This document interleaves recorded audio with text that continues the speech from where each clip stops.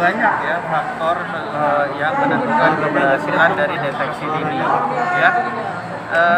Yang penting, yang paling penting adalah kesadaran dari masyarakat itu sendiri ya, karena sesuai dengan arahan dari pimpinan ya, dari Kementerian Kesehatan sendiri, kami sudah berupaya untuk memenuhi ya semua kebutuhan akses untuk deteksi dini, sehingga yang sangat kami butuhkan sekarang tentunya adalah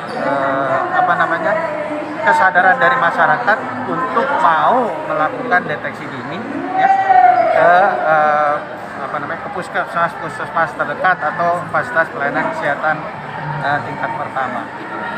Mungkin seperti itu. Dari Kemenkes sendiri upaya apa nih yang dilakukan selain mengajak masyarakat ya untuk deteksi dini untuk mengeliminasi kasus kanker tahun 2030? Ya, jadi sudah banyak yang kami lakukan untuk mengajak masyarakat ya, dan kami selalu setiap minggu selalu kami dapat arahan dari pimpinan bagaimana kita melakukan satu evaluasi terhadap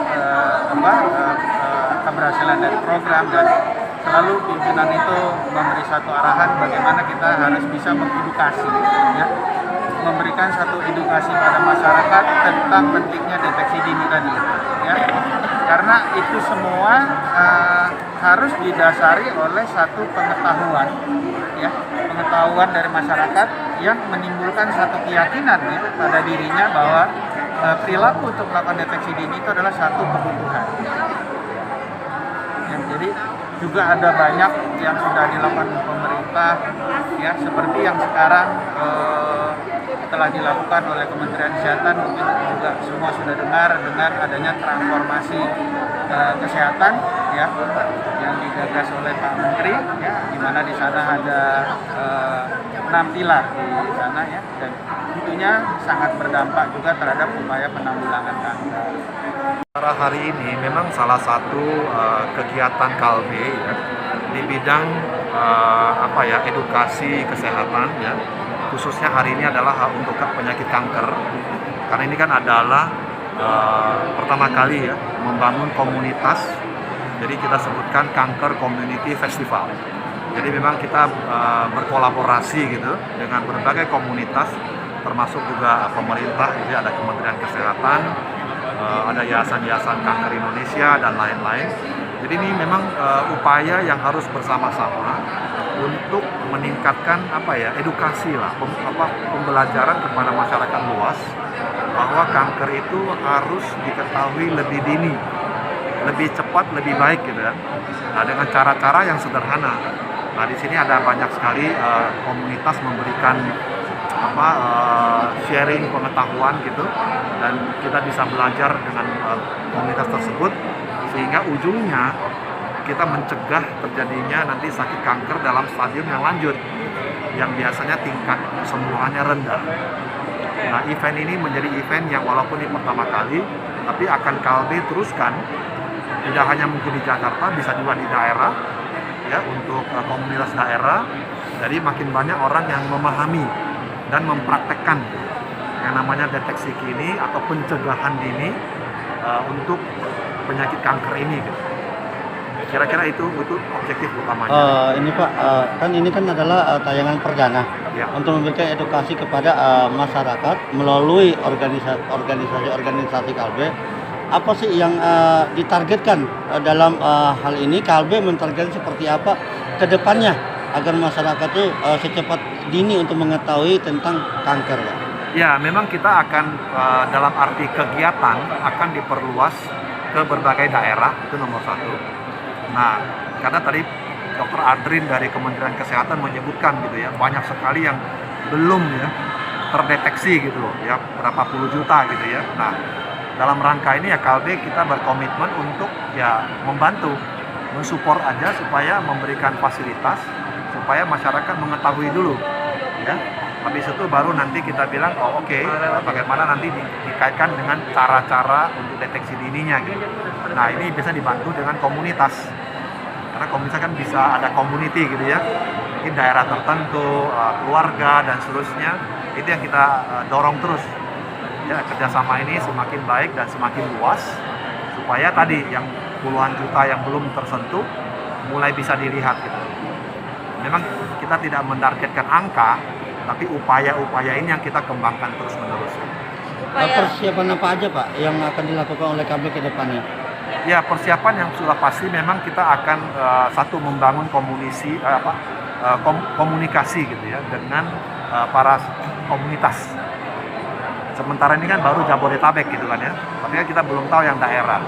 Tadi Ibu Linda dari YKPI itu menyebutkan lebih dari 500 komunitas. Nah ini kita perlu tahu juga, kenalan dulu sama komunitasnya, nah, baru kita ajak bareng-bareng sama-sama di daerah tertentu. Nah ini yang ini akan kita lakukan persiapan ke sana, dan saya rasa kembali lagi ini bukan pekerjaan sehari, tapi kita akan lakukan secara kontinu. Demikian Mas. Selain dengan mengajak komunitas, mungkin ada produk-produk atau apa layanan dari KLB untuk deteksi dini kanker gitu? Ya, sudah pasti harus kerjasama tidak hanya komunitas, tapi juga fasilitas kesehatan, Vaskes ya. Apakah itu Vaskes di Jakarta ataupun di daerah nanti ya, harus dibangun kerjasama ini. Mungkin dengan rumah sakit, mungkin dengan laboratorium, mungkin dengan rumah singgah gitu ya. Jadi banyak pemangku kepentingan yang harus dirajut gitu ya, supaya bareng-bareng gitu ya. Saya tadi sebutkan Nitip and Knocker gitu ya. Ini kan satu komunitas untuk membantu gitu. Nah ini yang kita coba galang sama-sama supaya kerjanya lebih efektif gitu. Terima kasih. Lagi? KB sendiri ada obat nggak sih untuk kanker mungkin payudara atau ini untuk terapi? Iya, dari sisi pengobatan ya itu ada. Jadi berbagai penyakit kanker sudah disiapkan obat-obatnya. Malah beberapa obat itu sudah produksi lokal. Jadi tidak semuanya impor. Jadi kan pemerintah lagi mengaktifkan TKDN ya. Jadi kita sudah punya pabrik di Pulau Gadung dan Cikarang untuk membuat obat-obat produksi lokal untuk obat kanker. Jadi lebih murah ini. Sudah pasti ya, dibandingkan dengan impor ya. Memang ini yang upaya kita bilang terus menerus. Sekarang baru beberapa produk yang diproduksi lokal, tapi saya rasa kalau kita tarik 3 sampai 5 tahun ke depan, itu tambahannya bisa 10 sampai 20 produk yang kita bisa bikin secara lokal. Apa saja obat dari KB yang diproduksi lokal? Berbagai macam, karena ini kan kemoterapi ya. Kemoterapi itu memang jenisnya banyak. Jadi ada yang memang untuk kanker payudara, untuk kanker serviks, itu beda-beda sesuai dengan kebutuhan dari pasiennya sendiri, sampai kepada yang juga makanan kesehatan. Nanti kalau Bapak Ibu lihat di booth ya, ada yang namanya susu untuk obat kanker gitu ya, ada nutrisen gitu ya, ada nutrisinya. Ini yang kita lihat tidak hanya obatnya, tapi termasuk juga nutrisinya. Itu kita siapkan. Produksi lokal itu berarti harganya bisa menekan sampai setengah ya, harga obat. Biasanya kira-kira lah ini tidak ada. Biasanya mahal kan, dikeluhkan mahal. Biasanya 20 sampai 30% lebih murah. Kira-kira di average-nya seperti itu. Jadi sudah diedarkan diperjualbelikan ya? Sudah. Jadi sudah ada yang sebagian masuk ke BPJS. Ada yang sudah masuk ke rumah sakit swasta. Jadi sudah ada dua-duanya.